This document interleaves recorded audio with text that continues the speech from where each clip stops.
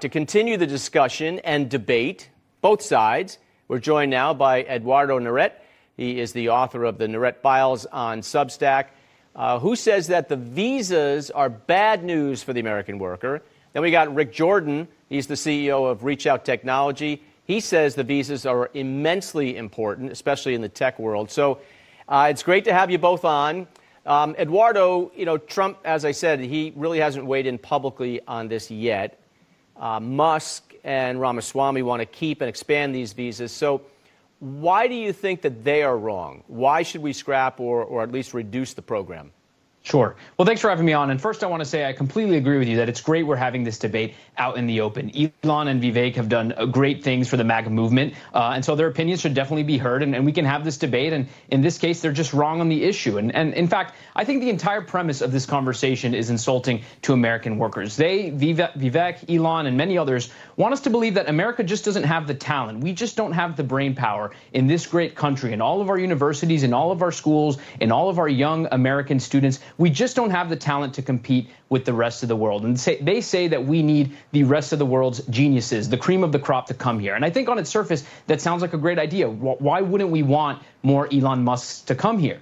Now, the problem is those aren't the types of workers we're getting here with the H-1B systems, and we can look it up. So when you look up the companies who post these H-1B positions like Apple, Microsoft, all these tech companies, you'll find that the positions that are paying less than $100,000 a year. Many times these positions pay $70,000, $80,000, $90,000 a year. So they want us to believe both things, that these are the smartest, the top 1% of people in their field, in tech, in science, in math. Yet these people can't even make $100,000 in the United States. It simply doesn't add up. You also have companies that aren't even tech companies like 7-Eleven posting H-1B applications for salaries far lower than $70,000 a year. So both things cannot be true. These cannot be the best and brightest, the top 1% to 0.5% of workers in their field, and yet they can't even make $100,000 in the U.S. What this is a scam. It's a scam to undercut American workers because they don't want to pay American workers the salaries they deserve. So their answer is, let's go to the third world and get these cheap workers who will do it for less and who will work more hours than the Americans will. And I think it's a disgrace. It's insulting. And I'm glad we're finally having this debate to put it out in the open. All right. So, Rick, I kind of look at it this way if you had to frame it. It's like a Major League Baseball team, right? They got their farm system, and then they got free agents that they can go grab for, whatever the market will pay. So let's just ask you, are there enough qualified Americans to fill these roles? At this point, I think some of it's opinion, but what we see in the cybersecurity world, and Eduardo, man, I got to give it to you. You're feisty, brother, as you're throwing this in. I don't believe we do because I see the attacks that we have every day. And, there's debates that go back and forth, but I think there's no line that's being drawn. I know Eduardo, he's great because he's talking about the tech firms and all that, paying under $100,000 a year. I don't know if you've ever looked up the comp plans of places like Meta, right, or Tesla. There's a lot of incentives. There's lower salaries given, but there's a lot of incentives given on top of that with stock. I know because I took my company public a year ago, right? Founder, CEO, what people call the American dream, all the way to taking a cybersecurity company public. I understand what those incentives mean to people, especially those that come from overseas. And man, I said this before, time and time again. If there's people that want to come into our country and go to bat for us against horrible nation states when it comes to cyber, like China, like Russia, let's let them in, because we do have a knowledge gap right now. It's not that we don't have brain power in the U.S. They're just not trained up because of problems in our education system. Further on down the road, sure, if we can do some things with higher ed, as they call it, shorten the time span with education, more applicable training methods. But right now we have to fill this gap to catch up because other companies are kicking our butts, like China and Russia, when it comes to cyber. All right, so according to the Census Bureau, Eduardo, you got 62% of American STEM majors, science, technology, engineering, math, are currently employed in a non-STEM field. So if Trump gets rid of the H-1B visas or, sharply reduces it, do you think Americans are going to go back to the STEM field jobs that they're really not going towards in the numbers that they probably should at this point?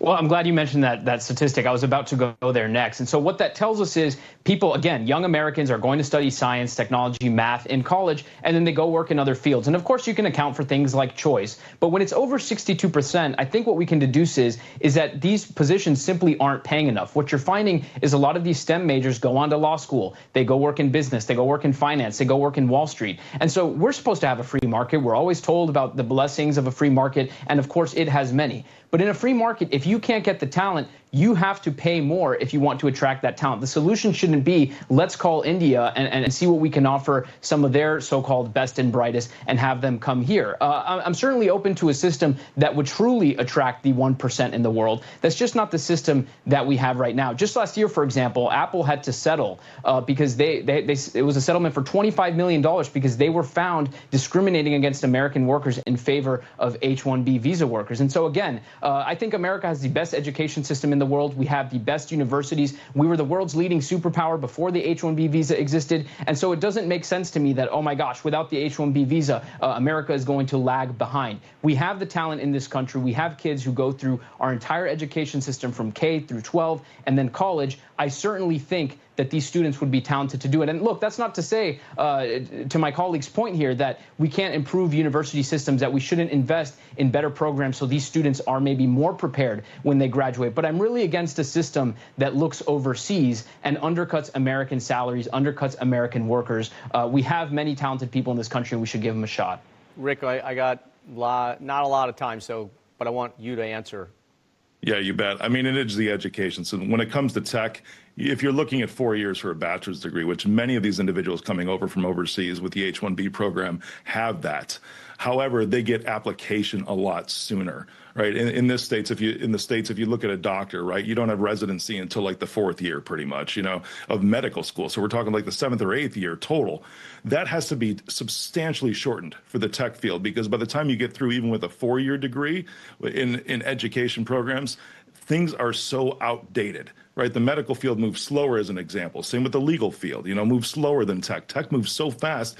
Less than 2 years ago, right, we didn't even have AI mainstream. Somebody who started school 4 years ago is already out of date.